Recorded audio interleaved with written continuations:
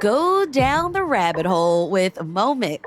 On December 12th through 14th, PennLive Arts presents this dance illusion company in Alice, a wildly imaginative take on Lewis Carroll's beloved Wonderland. A mix of awe-inspiring movement, vivid imagery, and imaginative costumes bring the Mad Hatter, Queen of Hearts, and more favorites to life. Get tickets for Momix's smash hit Alice at PennLiveArts.org.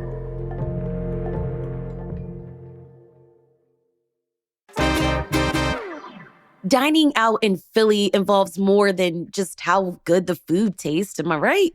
It's also about the experience of being out in different spaces that are designed well, where the lighting sets the vibe and the seating is comfortable.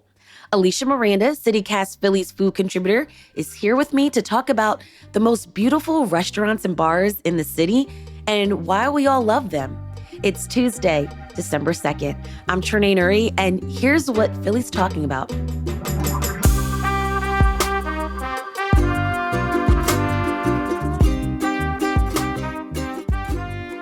When you think about hospitality design, what are the first things you're looking at when you walk into a space? For me, color. I'm personally someone that loves a lot of color. So, what do the colors evoke of the space? What's the layout look like? What's kind of your walkway through? How do you get around the space? Is it basically an open plan, right? And you can see the kitchen, or are there kind of designated areas of the bar or restaurant?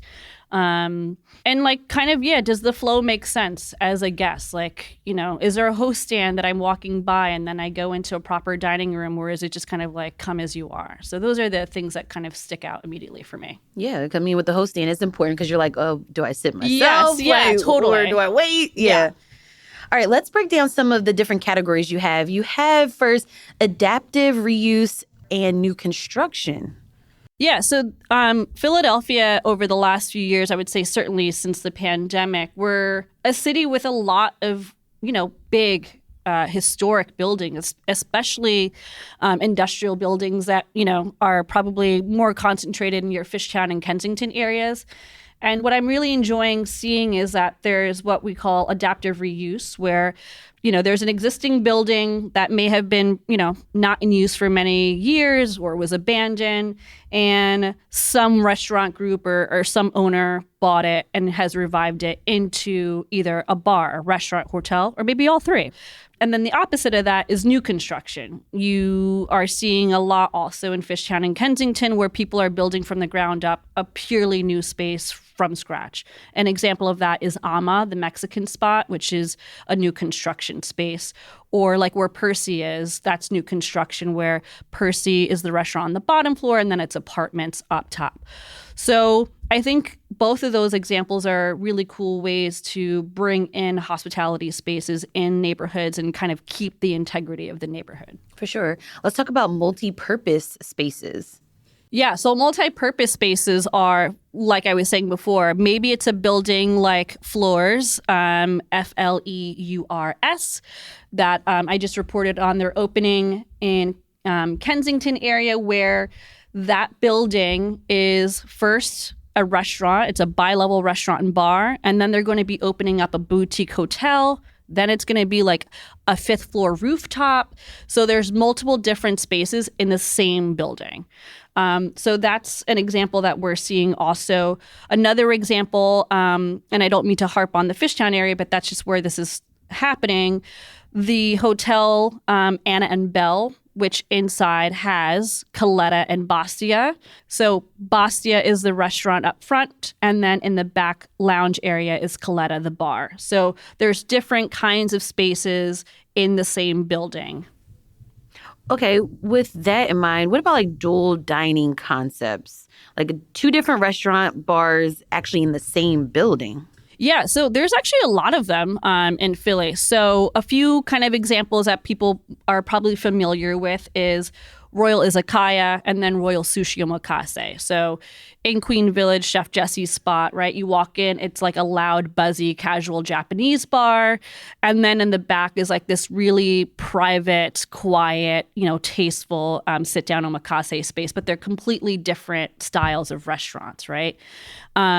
You also have Elma and Palace Steaks. So Chef James Nardone runs like a beautiful Italian-leaning New American restaurant Wednesday through Saturday for dinner service. But then on Sundays, he just throws down on like cheesesteaks and cutlet sandwiches and does pop-ups, and it's a daytime menu. But it's in the same tiny BYOB restaurant. Dual dining concepts are honestly being very successful. People really love the kind of dichotomy of choosing two different dining experiences within the same space. They probably have developed a relationship with the chef or the team, and so they know that they can trust the food and the experience that they're going. Another example would be like Southwark and Ambra, Southwark and Queen Village. A lovely neighborhood bar and restaurant up front, and then you walk kind of like a maze through the back, and it's a gorgeous communal private dining room table where you have Ambra and they do wine pairing. So there's lots of examples. Those are some of those. Nice. We'll have more on this conversation after the break.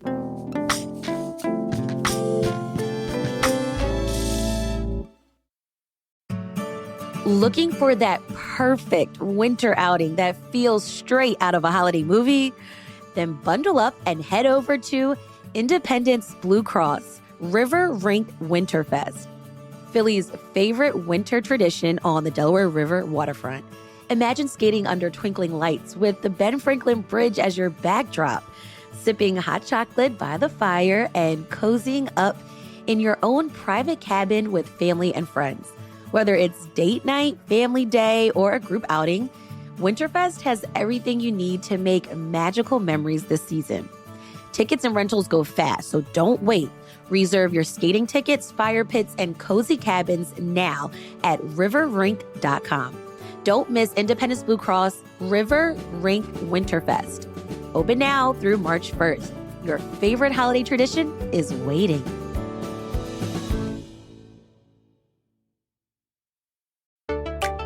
This fall, Fairmount Park Conservancy, along with volunteers and partners, planted over 1,000 trees in parks across Philadelphia. And every tree we plant makes Philadelphia healthier and more resilient. Trees clean our air, cool our city, and add beauty to the places we gather and play. On Giving Tuesday, Fairmount Park Conservancy is raising funds to plant even more trees next year. We're talking thousands.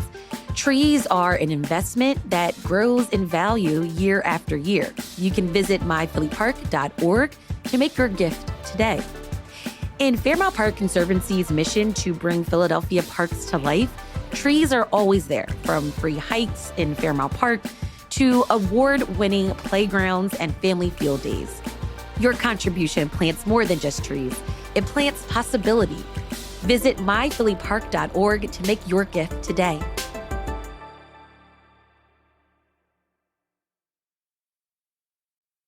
All right, Alisha, I want to talk about not only is architecture important, but also like the artwork in some of our dining spaces. Tell me about that.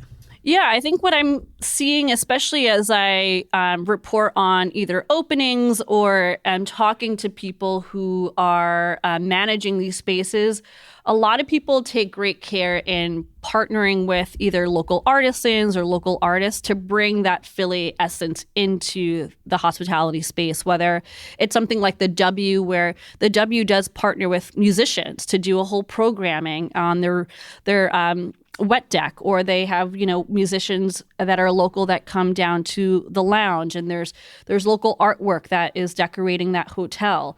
So I think people really want to make it a point to show guests that this is a Philadelphia space.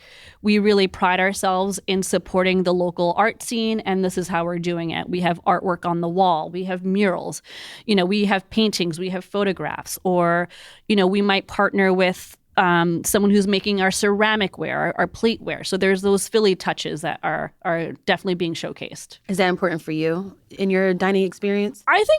I don't know if it's important, but I think it's cool. Like, it's great, especially if it's, maybe a restaurant group or a hotel group that is not Philly is not from Philadelphia, right?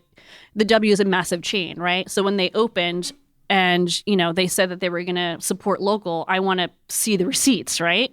So if it's a group that's not from Philly and they're making an effort, I think that's great.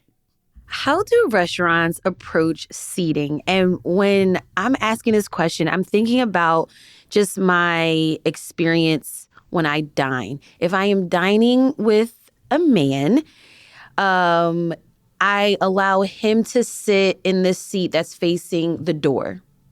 It's like a thing of like protection. But that would mean that I would be sitting in that seat that's usually like the hard seat, the seat that has your back to the door, while the seat that's facing the door is like the comfy couch or like that comfy seat. How do restaurants approach this? I think that's such a great theory to observe, because I also always want that like cushiony, boothy seat, which, let's be honest, some of them are designed very awkwardly. They either feel too big or... And it's such a stark difference from the other seat. The spacing is odd. Yeah. And I've been in situations where like a friend or a guy will say, no, you take that seat. And so you go, okay, I'll take the seat. So yeah, I think seating is so important. I think what I'm noticing, especially with new restaurants opening, I'm seeing a lot of boothy style seating. And they're meant to be for like groups, like a 4-top. I'm also seeing the material of these seats, a lot of like plush, kind of velvety, smooth. I love that. Like really, really just kind of luscious kind of materials that I'm seeing. But I'm definitely seeing less of the hard, like wood, you have to sit up straight back seating, and more of like, lived in feeling. You want to be comfortable. That's what I'm seeing a lot, which I'm totally here for. And I think that people are recognizing, like, you have different guests that are coming in. The bar usually could mean like it's reserved for like, the solo diner. And then you have a lot of dates, right? So that's a 2-top. And then you have a 4 or 6-top where a booth probably is more comfortable for sure. So I personally don't want to see any more like all wood everything. Like we got to stop. No. It's so uncomfortable. It is. So more kind of, materials and seats that feel like lived in, like you're in your own living room. I'm here for that. Same. Lighting to me is important. Something I definitely notice first walking into a space. But you know what I also notice? Less candles on the table. Well, I think that could be a hazard, honestly. Yeah, honestly, yes. I don't need the candles, but lighting they always get also, in the way, honestly. Yeah, and it's less space for the food and the drinks and all that stuff. But yeah, lighting. I went to a restaurant, and I was like, damn, it's dark in here. Totally. I think, we're seeing a lot of like moody, dark lit restaurants where I feel old as a nearly 40-year-old getting my phone out to use the light to read the menu. So I think I'm all for like curating a moody space, but like please turn on the lights a little bit. Though I will say I'm glad that we're not seeing like too many of these like fluorescent light, kind of restaurants and bars. I think that's great. But just, turn on the lights a little bit. Yeah, for sure. All right, let's keep talking about this after the break.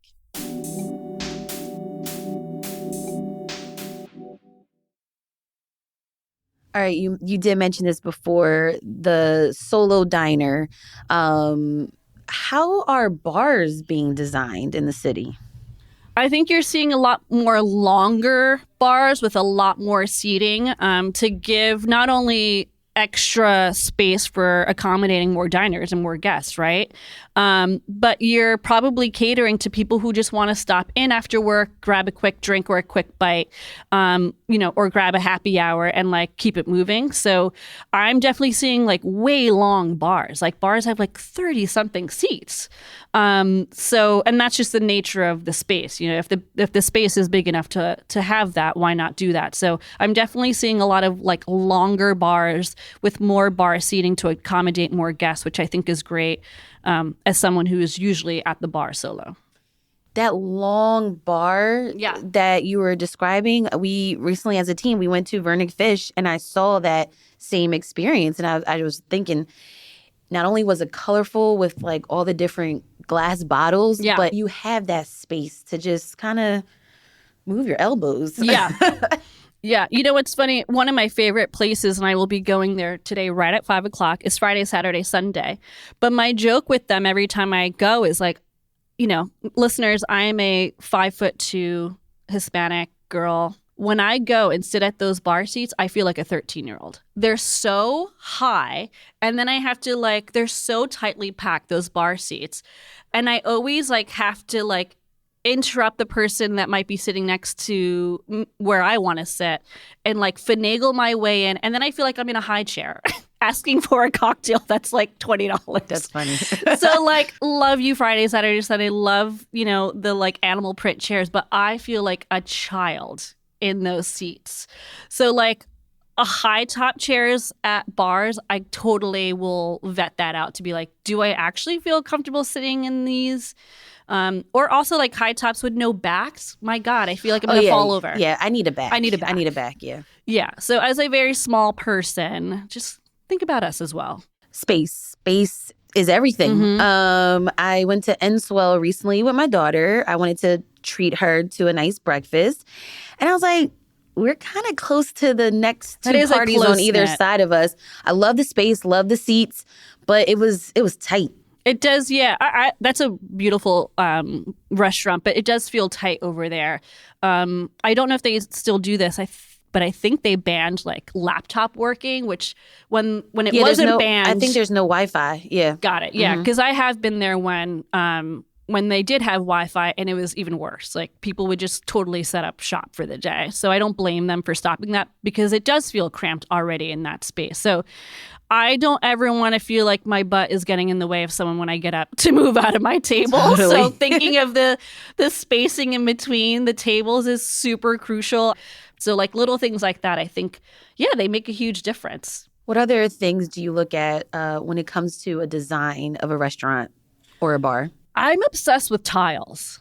I'm seeing a lot of vertical tile work. And, a place that I love that I'm obsessed with their tiles, Mish Mish on Patchogue Avenue has gorgeous tile works along the, I guess you would call it their bar area facing the kitchen. It's a gorgeous burgundy vertical tile. La Jefa, which is connected to Tequila's, has a gorgeous custom-made tile bar, also with a dark ruby red color. I love tiles. It just feels so luxurious. And then for me, I'm always can I get that tile in my house? So a lot of, anything ceramic-y or tile, I will definitely peep that first. Love it. I'm also thinking just how many design firms are in the city that are actually collaborating with folks or just creating these beautiful spaces? Yeah, I mean, if you think about it, Philadelphia has a really strong arts and creative scene, right? So why wouldn't that extend to an interior design company that is designing bars, restaurants, and hotels? So when I was doing my research, I was actually pretty surprised at how many firms we have. So there's a firm called Stokes Architecture and Design. They have been responsible for doing that redesign in Friday, Saturday, Sunday, and the Lovers Bar a year or two ago. They also have designed Provenance, which everybody is raving about. Kalea, which everyone loves, Onswell that we talked about. So that's been really great to see. There's Row Creative. I love Row Creative, and I got introduced to them by the Guild House Hotel, which is one of my favorite boutique hotels in the city. It has a wonderful history, but their portfolio also includes a lot of star restaurants, a lot of Scholzen restaurants, Safri Turney restaurants, Irwin's inside Bach, which I love and I'm a regular at. So if you've been in a Star, a Scholzen, or a Safri Turney space, that it was most likely designed by Row. There's also Eimer Design. So they did Blind Barber, which is that cool barbershop / speakeasy bar. There's Pearl and Mary that they did. Prunella. The OG Vernick on Walnut they did. And before they closed, they did the Saxby's locations, which is that local coffee shop chain. Boxwood Architects. So they have done that new spot Lila in Fishtown, which looks gorgeous, Tuna Bar, and they've also done multiple Michael Solomonoff spots that we all know and love, like Dizengoff. And then there's a firm called Velocette. That's my Italian accent for you guys. They've done Wilder, Oyster House, and Mission Taqueria. So there's, a handful of firms out here that are designing these really beautiful spaces. Love all these ideas for places to go because sometimes the meal really is about the environment you're in and what's on your plate. Alisha, thank you so much for chatting with me on CityCast Philly today. Thank you.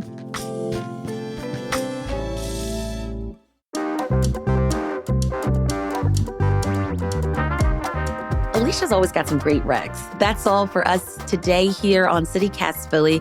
If you enjoyed this episode about the best designed restaurants and bars in the city, you gotta make a reservation and tell a friend. Also, rate the show, leave us a review, and hit that subscribe button. Be sure to sign up for our morning newsletter, Hey Philly, to learn more about what else Philly's talking about. And don't forget, you can always support the show and get great perks by becoming a CityCast Philly neighbor at membership.citycast.fm. We'll be back tomorrow morning with more news from around the city. Bye.